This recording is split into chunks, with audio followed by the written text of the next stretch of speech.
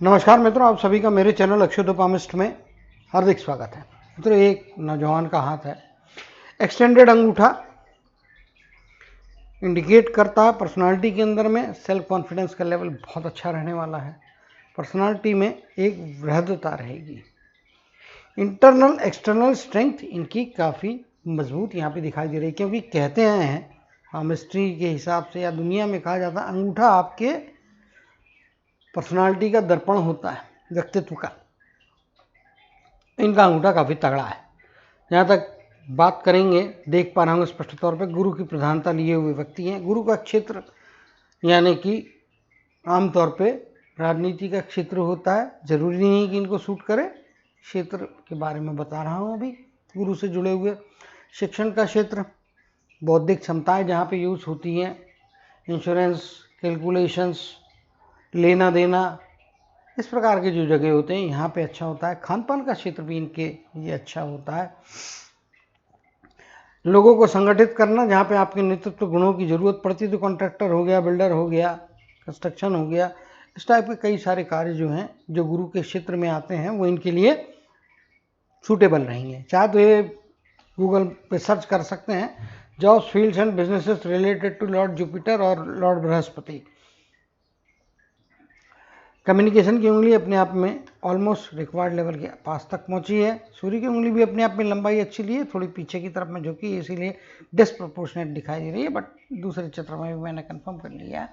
तो यहाँ पे स्पष्ट तौर पे देख पा रहे होंगे कि गुरु का क्षेत्र तो मैंने बता दिए हैं। हथेली के हिस्से के कंपेरिजन में उंगलियों का हिस्सा छोटा है। अगर आप ये हाइट को पकड़ेंगे और उसके कंपेरिजन में हथेली का एरिया देखेंगे तो काफ़ी बड़ा है। रेक्टेंगुलर हाथ है। रेक्टेंगुलर हाथ मतलब मेहनती हाथ, एक कॉन्फिडेंस से भरा हुआ हाथ। ठान लेगा तो जो करना है वो करके छोड़ेगा, उसके बिना बीच में नहीं उठेगा। ये बात हो गई। उसके अलावा इनका ऑब्जर्वेशन बहुत तगड़ा रहेगा। देन एंड देयर ऑब्जर्वेशन के साथ साथ में निर्णय करने की प्रक्रियाएं भी काफ़ी तगड़ी रहेंगी। मस्तक की रेखा यहाँ पे गुरु के पर्वत से निकल रही है, जीवन रेखा से अलग चल रही है। मस्त मौला आदमी रहेंगे, आदेशात्मक रवैया रहेगा, ईगो प्रॉब्लम्स काफ़ी हायर रह सकते हैं, एडमिनिस्ट्रेशन स्किल्स काफ़ी तगड़े रहेंगे। बहुत सारी चीज़ें इनकी मस्तक रेखा यहाँ पे बता रही है। अभी हम नॉर्मल जो कन्वेंशनल वे है उसके बदले में थोड़ा जो चीज़ें ज़्यादा महत्वपूर्ण हैं, जो चीज़ें आउट ऑफ रूटीन है, जो इनके लिए इंपॉर्टेंट है, वो यहाँ पे बता रहा हूँ। इधर में आप देखेंगे तो हृदय की रेखा जिस प्रकार से चली है और यहाँ पे गई है, इंडिकेट करती है कि ये सेल्फ सेंटर्ड व्यक्ति रहेंगे। सेल्फ सेंटर्ड होना आज की डेट में गलत नहीं है, लेकिन उसको स्वार्थी में कन्वर्ट ना होने दे तो अच्छा है। लेकिन हाँ, कुछ हद तक स्वार्थ हावी रहेगा। और आज का कंपटीशन का दौरा है भैया, उसमें स्वार्थी रहना कोई गलत बात नहीं है। सिर्फ इस बात का ध्यान रखना चाहिए कि उससे किसी दूसरे को नुकसान ना हो। आप अपना स्वार्थ साधें, आप अपना कार्य पहले करें, इसमें कोई दो मत नहीं है, करना चाहिए। लेकिन इसके लिए दूसरे को कष्ट देंगे तो मुश्किल की स्थितियाँ बन सकती हैं, शत्रु बढ़ सकते हैं। वहाँ पे बैलेंस बनाने की भी ज़रूरत स्पष्ट तौर पर दिखाई दे रही है। चलिए माउंट्स को स्टडी करेंगे तो चित्र को अब जो मैं नॉर्मल साइज का कर दूंगा और माउंट्स को फिर हम करीब से रीड करने का प्रयत्न करेंगे। स्ट्रेस्ड है उंगलियां और खींचा हुआ है, इसके कारण में यहाँ पे आप देख पा रहे होंगे। तो गुरु का पर्वत जो है यहाँ पे निश्चित तौर पे फैलाव अच्छा लिए हुए है और गुरु प्रधान व्यक्ति हैं, तो निश्चित तौर पे ये एक अच्छे बौद्धिक क्षमता प्रदान कर रहा है। साथ ही साथ बुद्धि के कार्य करने की गति भी अच्छी रहेगी और एडमिनिस्ट्रेशन इनका तगड़ा रहेगा। डिसिप्लिन को फॉलो करने वाले व्यक्ति रहेंगे। शनि का अमाउंट यहाँ पे कमज़ोर दिखाई दे रहा है। शनि के उपाय करना चाहिए, तो शनिवार से इनको भैया चालू कर देना चाहिए। ओम शन शनिश्चराय नमः, इस शनि मंत्र का जाप मरने तक करने का है। आने वाले शनिवार से 2 दिन के बाद में शनिवार आ रहा है, शनिवार से आप चालू कीजिएगा ये मंत्र। नहाने के पश्चात 108 की जो जाप की माला होती है वो कीजिए, चाहे उस पर टिक की हो, रुद्राक्ष की हो, किसी भी प्रकार की हो। 108 बार का जाप ये करना है। आपके शहर में शनि मंदिर होगा तो शनि मंदिर, नहीं है तो हनुमान जी का मंदिर। प्रायोरिटी शनि मंदिर को दी जाती है। शनि मंदिर में जाइए। ये जो मैंने मंत्र बोला है शनि का, ये तो इनको करना, जीवन भर करना है, एक माला। और उसके अलावा हर शनिवार को शनि मंदिर में जाएंगे, तिली का तेल, काले तिल, काली उड़द और कपास के पेड़ के पत्तों की माला, ये 4 चीज़ें अर्पण करना है और ये थ्रू आउट द लाइफ करना है। क्योंकि शनि का यदि आशीर्वाद शनिदेव के आशीर्वाद यदि आपको कम होते हैं तो कई बार जीवन में हाथ में आई हुई चीज आप वंचित हो सकते हैं। आती आती सफलता फिसल सकती है। कार्य के क्षेत्र में अनावश्यक तौर पे स्मूथ गाड़ी चलने की बजाय उसमें काफ़ी हिचकोरे लग सकते हैं, ब्रेक्स लग सकते हैं, एक्सीडेंट्स हो सकते हैं। इस कारण शनिदेव की आराधना इनको फायदे कराएगी। सूर्य का और बुध, ये दो जो माउंट है, इनका कॉम्बिनेशन अपने आप में अच्छा है। इसको मैं वीक या खराब नहीं बोलूँगा, अबव एवरेज है। जो बिलो एवरेज इनका माउंट है वो मैंने बता दिया। सूर्य अच्छा है और सूर्य के कंपेरिजन में बुध का माउंट और भी ज़्यादा अच्छा है। यहाँ पे आप देखेंगे तो कुछ हद तक थोड़ा सा बाहर निकला हुआ हाथ है, और इधर में जिस प्रकार से यहाँ पे रेखा बन रही है इंडिकेट करती है वैवाहिक जीवन सुखी समृद्धि से भरा हुआ रहेगा, अच्छा रहेगा। पत्नी की तरफ से साथ अच्छा मिलेगा, इसमें कोई दो मत यहाँ पे नहीं दिखाई दे रहे हैं। मंगल के धनात्मक क्षेत्र की बात करेंगे तो मंगल का धनात्मक क्षेत्र भी इनका अच्छा उभार लिए है। सॉरी, ऊपर की तरफ मैं ड्रॉ हो गया। यहाँ से आप देखेंगे तो कुछ इस प्रकार से मंगल का धनात्मक क्षेत्र काफ़ी बड़ा है। ये जिस प्रकार की लाइन है इंडिकेट करती है लॉन्ग टर्म के जो इन्वेस्टमेंट्स है वो करना चाहिए। फाइटिंग स्पिरिट अच्छा रहेगा, खुद तो बचेंगे ही, दूसरों को भी बचाने की क्षमताएं रखते हैं। दिमाग काफ़ी तेज़ी से काम करवाता है। मंगल का धनात्मक क्षेत्र खास तौर पे जब आप निगेटिव परिस्थितियों में होते, फंसे होते हैं, किसी मुश्किल में होते हैं, खुद तो निकल जाएंगे, दूसरों को भी निकाल के ले जाएंगे। यहाँ पे आप देख पा रहे होंगे मंगल का ऋणात्मक क्षेत्र, तो ये थोड़ा एक शांत, सौम्य और ठंडे दिमाग की पर्सनालिटी यहाँ पे दिखाई दे रही है। बैलेंस अच्छा निश्चित तौर पे बनता हुआ दिखाई दे रहा है। झगड़ा झंझट से दूर रहने वाले हैं। एग्रेशन अनावश्यक तौर पे कभी नहीं रहेगा, जितना जरूरी है वो रहेगा। शुक्र का क्षेत्र ना बहुत ज़्यादा उभार है ना बहुत ज़्यादा दबाव है, एक अच्छा शुक्र का क्षेत्र है। और यहाँ पे जिस प्रकार की रेखाएं बन रही हैं तो इंडिकेट करती है कि अच्छे दर्जे की लाइफ यहाँ पे व्यतीत करेंगे। पारिवारिक जीवन, सामाजिक स्तर भी अच्छा रहने वाला है। यहाँ पे आप आ जाएंगे चंद्र के क्षेत्र की तरफ में। चंद्र का क्षेत्र भी काफ़ी अच्छा है। कर्म की रेखा जिस प्रकार से यहाँ से निकल के जा रही है, हालांकि कर्म की रेखा एकदम स्पष्ट शार्प ऐसी नहीं बनी है। इसका मतलब कभी कभी कर्म के हिसाब से आप देखेंगे तो भाग्य के साथ मिलता है, थोड़ा बहुत मिलता है। लेकिन अगर मुझसे आप पूछने को जाएंगे तो मेरे हिसाब से सेल्फ मेड ही रहेंगे ये पर्सन। भाग्य जो धक्का लगाता है वैसी चीज़ें इनके हाथ में नहीं है। जो है सारे क्षेत्र ओपन नहीं है, करना है इनको करना है, जितना करेंगे उतना पाएंगे। कई लोगों के हाथ में भाग्य रेखा या कर्म की रेखा बहुत तगड़ी होती है, सूर्य रेखा तगड़ी होती है। ऐसे व्यक्ति जो होते हैं 10 का करेंगे 15 भी पा सकते हैं, 17 भी पा सकते हैं। 10 का करेंगे तो मिनिमम 12 तो पाएंगे, यानी कि प्लस में जाते हैं। इनके हाथ में ऐसा रेखा बहुत नॉमिनल है, लेकिन जो कुछ भी है वो निश्चित तौर पे 10 के बदले में 10.5 तो 11 तो दिला ही देगी। ऐसा नहीं बोल सकते कि बिल्कुल भी साथ नहीं है, लेकिन रिस्पॉन्स अलग टाइप का रहेगा। दूरस्थ जगह से फायदे होंगे। जन्म स्थान से थोड़ा बाहर निकले तो अच्छा है। दूरस्थ जगह का कांटेक्ट आपके लिए फायदे कराएगा, इसमें कोई दो मत यहाँ पे दिखाई नहीं दे। चंद्र का क्षेत्र यहाँ पे जिस प्रकार का बना है, लंबी दूरी की 2 यात्राएं करवाएगा जो आपको अच्छे लाभ दे सकती है। चलिए लाइनों की तरफ में जाएंगे और चित्र को और भी बड़ा कर देंगे और जीवन रेखा को फिर पास से रीड करने का प्रयत्न करेंगे। चलिए, जैसा कि आप देख पा रहे हैं यहाँ पे समझदारी तो शुरुआती दौर सही है। 12-13 वर्ष की आयु के आसपास का पीरियड कोई ना कोई गलती, कोई ना कोई ऐसी चीज़ होगी जो इनके प्रोग्रेस को हैम्पर करने वाली यहाँ पे स्पष्ट तौर पे दिखाई दे रही है। जीवन में उपलब्धि की शुरुआत मेरे हिसाब से लगभग 21-22 वर्ष के आसपास के पीरियड में यहाँ पे होती हुई दिखाई दे रही है। 20 के पहले का पीरियड, यहाँ से 15 से लेकर 20 का पीरियड काफ़ी अच्छे प्रोग्रेस दे सकता है। या परिस्थितियाँ इनके लिए थोड़ी आसान, ईजी गोइंग रह सकती है। ओवरऑल समरी की बात कह रहा हूँ, ठीक है। 22वें वर्ष के आसपास का पीरियड जंप लगवाएगा। 22 से 22.5 हो सकता है, 23 तरफ जा सकता है, लेकिन 22 के बदले में 21 से 21.5 नहीं होगा। 22 प्लस की एज में आपको है तो 21.5 से 22.5 का पीरियड एवरेज मीन के लिए पढ़ सकते हैं। यहाँ पे कोई ना कोई आगे जाने की अपॉर्चुनिटी मिल रही है।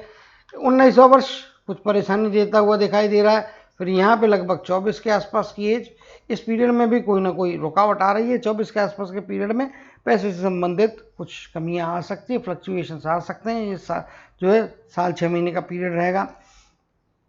इमोशनल सेटबैक भी यहाँ पे लगता हुआ दिखाई दे रहा है, ठीक। और थोड़ा नीचे की तरफ में जाएंगे तो मे भी 27 या 26, 26.5 के आसपास का पीरियड है। यहाँ पे 26, 26.5 कहना ज़्यादा उचित है। ये पीरियड में इमोशनल सेटबैक यहाँ पे मिलता हुआ दिखाई दे रहा है, ठीक उसके 2 या 3 महीने पहले का मौका ऐसा हो सकता है 26 के आयु के आसपास का। यहाँ पे एक हल्की सी अपॉर्चुनिटी, हल्की रेखा बनी, बहुत महीन रेखा है, लेकिन रेखा है तो इसका मतलब कोई ना कोई बहुत छोटी अपॉर्चुनिटी आएगी जिसको आपको मेहनत करके पकड़ना पड़ेगा। आसानी से पकड़ में नहीं आ रही। जैसे ये 22 साढ़े 22 की एज का जो पीरियड है, यहाँ पे क्या है, आसानी से पकड़ में आएगी। आपको हाथ बढ़ाना है, ग्रैब करना है और काम करना है। काम तो करना पड़ेगा, बिना कर्मों के तो रिजल्ट आएंगे नहीं। वैसी आसान स्थितियाँ यहाँ पे 26 के आसपास की एज में नहीं है, वहाँ पे आपको थोड़ा पकड़ना पड़ेगा। फिर आगे चलते हैं, आगे और भी देखने का प्रयत्न करते हैं। आगे इसके आगे क्या, कंटिन्यू अपॉर्चुनिटी की बहुत सॉलिड रेखा है इनके हाथ में नहीं है, एक ही रेखा है जो काफ़ी मजबूत है। और आप इसी में देखेंगे तो यहाँ से ऊपर की तरफ में भी रेखा जा रही है ऐसी, जो आगे जाके दुमोही बन रही है, मतलब इंडिकेट करती है कि आगे इस पीरियड में लगभग 22 के आसपास के पीरियड में जो भी ये शुरुआत करते हैं, प्रोफेशन की शुरुआत करने का मौका मिलता है, डेफिनेटली ऐसे व्यक्ति आगे जाके अपनी सफलता को दोहरा या उस सफलता के पैमाने को काफ़ी वाइडर करने की क्षमताएं रखते हैं। लॉन्ग रन में इसके बेनिफिट्स मिल सकते हैं। आगे चलेंगे, यहाँ पे 31 के आसपास का पीरियड है, इमोशनल सेटबैक की संभावनाएं हैं, थोड़ा केयरफुल रहने की ज़रूरत है। आगे फिर जीवन वैसे ही गाड़ी चलते रह रही है। यहाँ पे आप देखेंगे तो कुछ रेखा इस प्रकार की है, एक इंप्रेशन यहाँ पे हल्का बना है जो अभी कुछ 5% 7% से ज़्यादा की मायने नहीं रखता। इवन ये भी अपॉर्चुनिटी है, ये मेरे हिसाब से 25% या 20% की इफेक्ट मैक्सिमम दे सकती है। मैं चिन्ह हटा देता हूँ तो आपको अनुमान आ जाएगा। देखिए बहुत महीन इस प्रकार की ये एक कर्वेचर है और यहाँ से हल्का बहुत महीन है। पामिस्ट्री के हिसाब से ढूंढ पा रहा हूँ 43 की एज, यहाँ पे अगला मौका मिल रहा है आपको। 26 के आसपास की एज के बाद में आगे का जीवन स्थिर होकर चल रहा है, स्टेडी प्रोग्रेस देगा, इसमें कोई दो मत नहीं है। यहाँ पे चलेंगे 43 की एज, यहाँ पे आपको अपॉर्चुनिटी मिल जाएगी। उसके बाद यहाँ पे फिर से एक बिल्कुल हल्की बारीक लाइन बन रही है 49 के आसपास की एज। लेकिन दोनों ही केसेस में आपको चीज़ें आसानी से पकड़ में नहीं आ रही है, आंखें खुला रखना पड़ेगी। समंदर में जैसे डुबकी मार के आपको चीज़ें ढूंढना पड़ती है ना गहराई तक जाके, वैसे यहाँ पे आपको आपके प्रयासों का जो समुंदर है उसके अंदर में डुबकी मार के पकड़ना पड़ेगा, अदरवाइज ये अपॉर्चुनिटी मिस भी हो सकती है।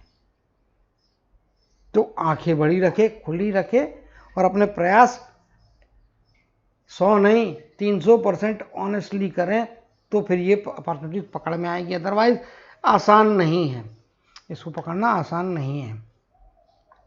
यहाँ पे आप देख पा रहे होंगे, यहाँ पे एक रेखा इस प्रकार से निकल के बाहर की तरफ में गई है और ये वाली रेखा इधर आ रही है, इंडिकेट करती ओवरलैपिंग है। 65 के आसपास की आयु इंपॉर्टेंट है, 65 से 67, 65 क्या बोल रहा हूँ, 65 से आगे 67 की आयु, 67 से 70 के बीच का पीरियड या आगे 72 तक का पीरियड जो ऐसा है, दो स्थानों के बीच में भागदौड़ी करा रहा है। स्थान का परिवर्तन निश्चित तौर पे, यानी कि बच्चे बड़े होते हैं तो उनके लिए उनके साथ में जाना पड़ेगा, दो स्थानों के बीच में आवागमन करते रहना पड़ेगा। साथ ही साथ इस पीरियड के दौरान में जो भागा दौड़े होगी उसके कारण में स्वास्थ्य के ऊपर में विपरीत परिणाम ना हो, इसके लिए आपको केयरफुल रहना पड़ेगा। अदरवाइज विपरीत परिणाम हो रहा है, स्वास्थ्य की मुश्किल आएगी। मे भी 68 के आसपास की एज में यहाँ पे थोड़ा केयरफुल रहेंगे, क्योंकि इसमें हॉस्पिटलाइजेशन ऑपरेशन की ज़रूरत पड़ सकती है। लाइफलाइन में जिस प्रकार की यहाँ पे स्थितियाँ बन रही है उस हिसाब से यहाँ पे बता रहा हूँ, केयरफुल रहना ज़रूरी है। आप किसी घटना को चेंज नहीं कर सकते हैं, लेकिन हाँ उसकी इंटेंसिटी कम कर सकते हैं, अपने प्रोटेक्शन के लिए कुछ अपनी तरफ से प्रयास कर सकते हैं, अगर चीज़ें आपको एडवांस में एक आइडिया हो। और मैं बोलता हूँ पामिस्ट्री चैलेंज नहीं है, पामिस्ट्री इज ए गाइड। ये आपको मार्गदर्शन देती है, उस मार्ग पे चलेंगे तो फायदा मिलेगा, उस मार्ग से हटके जाने के लिए कोई मना नहीं करता है। ईश्वर ने सिर्फ मनुष्य नाम का प्राणी ऐसा है जिसको बहुत अच्छा दिमाग दिया हुआ है, इसी कारण से वो सोच समझ के अपने निर्णय ले सकता है। इसलिए कर्मों का महत्व मनुष्य के केस में है। बाकी अन्य जानवर देखेंगे तो वो भाग्य पर निर्भरता उनकी मनुष्य के कंपैरिजन में काफ़ी ज़्यादा है, कर्म उनके लिए कम मायने रखते हैं, हमारे लिए कर्म सारे मायने रखते हैं। चलिए अब इनके हाथ में जो है कर्म की रेखा की स्टडी करेंगे तो ये यहाँ तक रेखा है, फीकी रेखाएं यहाँ पे जा रही हैं, कुछ हल्की फीकी रेखाएं इस प्रकार से यहाँ पे बन रही है। और पहले मैं ड्रॉ कर देता हूँ किस प्रकार की संभावना यहाँ पे इनके हाथ में दिखाई दे रही है। यहाँ से चेंज ऑफ लाइफ है, यहाँ से भी आप देखेंगे तो ये इसमें आप देखेंगे तो ये वाले पार्ट में काफ़ी मजबूत है, नीचे के पार्ट में काफ़ी मजबूत है, यहाँ पे जो रेखाएं हैं बीच के पार्ट में, इसी कारण मैं बोल रहा था कि क्या है कि अपॉर्चुनिटी मिस हो सकती है, वहाँ पे थोड़ा केयरफुल रहना चाहिए, क्योंकि कर्म की रेखा भी एकदम सुस्पष्ट और एकदम गहरी नहीं बनी है, क्लियर नहीं है, इसके कारण मेहनत ज़्यादा करना पड़ेगी।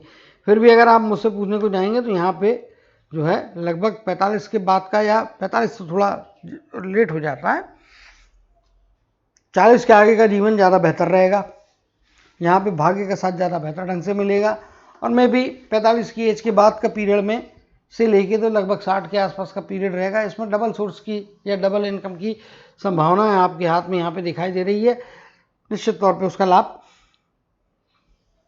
आप ले सकते हैं। और ये गुरु के पर्वत की तरफ में जा रही है, तो जिस प्रकार की ये रेखा है, इंप्रेशन बना है, तो ये भी अभी 40-45%, 50% के रिजल्ट्स यहाँ पे दे सकता है। तो इसके कारण में निश्चित तौर पे इस बारे में आपको थोड़ा विचार करके रखना चाहिए। 60 का वर्ष रिटायरमेंट का एज रहेगा, 60 की एज के बाद में मुझे नहीं लगता कि किसी प्रकार का कार्य करेंगे, घर पे रह के आराम करते रहेंगे। यहाँ पे वही चीज़ इनके दिखाई दे रही है। यहाँ पे कुछ रेखाएं इस प्रकार से आड़ी बन रही है, लेकिन ये वलय का फॉर्मेशन नहीं हुआ है, बीच में ओपनिंग्स है, जिसके कारण में निश्चित तौर पे जो है शुक्र का वलय नहीं है।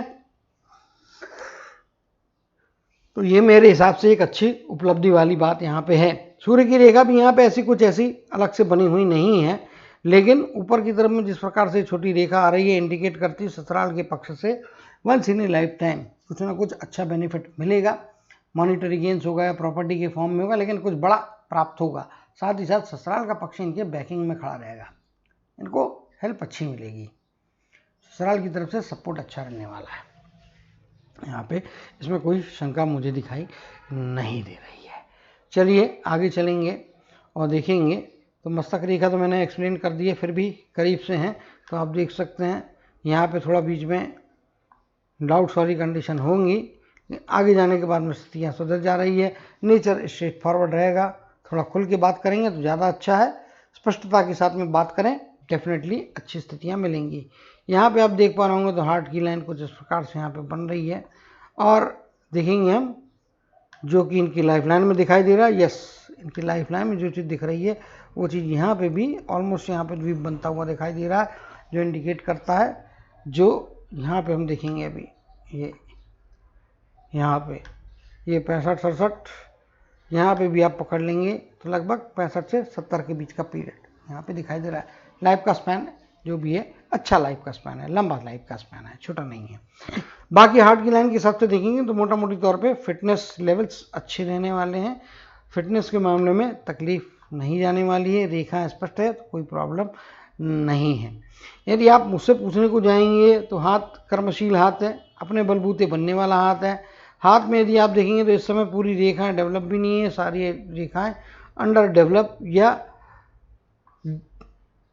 In between the developing stage यहाँ पे दिखाई दे रही है।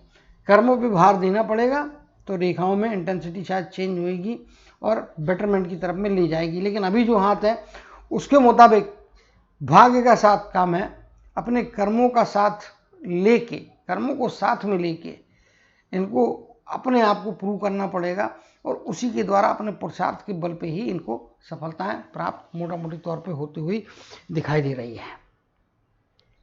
यहाँ पे कुछ रेखाएं जिस प्रकार से बन रही है इंडिकेट करती है ओल्डर एज में जाने के बाद में बाहरी आदमियों को समर्थन भी अच्छा मिल सकता है। ये एक बात हो गई। उसके अलावा यहाँ पे हम नीचे की तरफ में आएंगे यहाँ पे और इनके देखेंगे, यहाँ पे कुछ चीज़ें जिस प्रकार से मणिबंध की तरफ में यहाँ पे जो रेखा बनी है और ये जिस प्रकार से ट्रायंगल की आकृतियों की निर्मित की संभावना बन रही है, अभी बनी नहीं है, तो ये निश्चित तौर पे इनको ओल्डर एज जाके अच्छी मिलेगी। तो कुल मिला के यदि आप मुझसे हाथ के बारे में पूछेंगे, एक तो क्या बहुत सारी रेखाएं नहीं हैं इसीलिए कहने को ज़्यादा है नहीं, जो कुछ करना है इनको खुद अपने बलबूते पे करना है। मतलब सीधी सीधी बात है, ये अपने जीवन के कर्ता धर्ता ए रहने वाले हैं। इनके कर्ता धर्ता ईश्वर की तरफ से जो आशीर्वाद मिलके एक्स्ट्रा आसानियाँ होती है, जीवन की गाड़ी मक्खन के माफिक स्लाइड होते हुए आगे बढ़ती है, वैसा नहीं होगा। इनको सारी चीज़ें अपने बलबूते पर करना पड़ेगी। जितना करोगे उतना पाओगे, अगर नहीं करोगे तो कुछ नहीं पाओगे। 100 करोगे तो 100 पाओगे, इसमें कोई दो मत नहीं है, एक्स्ट्रा कुछ नहीं मिलने वाला। लेकिन जो कम करो, जो काम करोगे उसमें कम भी कुछ नहीं मिलेगा। जो डिजर्विंग है, जितने का करोगे उतना निश्चित तौर पे प्राप्त करने की क्षमता आपके हाथ में यहाँ पे स्पष्ट तौर पे दिखाई दे रही है। तो आशा करता हूँ कि हाथ में रेखा बहुत नहीं है, इसका ये मतलब नहीं होता है कि जीवन में कुछ करने की क्षमता नहीं होती, करने की क्षमता है। अप्रोप्रिएट मिनिमम आपकी जो रेखा होती है, जो जन्म के समय होती है, हृदय रेखा, मस्तक की रेखा और जीवन की रेखा, तीनों रेखाएं हैं। सूर्य रेखा ना के बराबर है, कर्म की रेखा स्कैटर्ड है।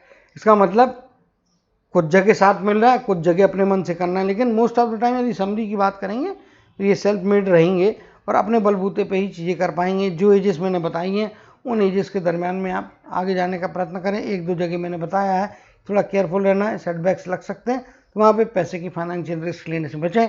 और एक बात और भी है, 60 के आसपास की एज, यहाँ पे भी फाइनेंस की रिस्क नहीं लेना। 50 के आसपास की एज, इन दो ही एजेस में आपको फाइनेंस की रिस्क नहीं लेना, पैसे को संभाल के रखना है। कोई बड़े प्रॉपर्टी के परचेस या कोई बड़े इन्वेस्टमेंट की तरफ में ना जाए, अच्छा रहेगा।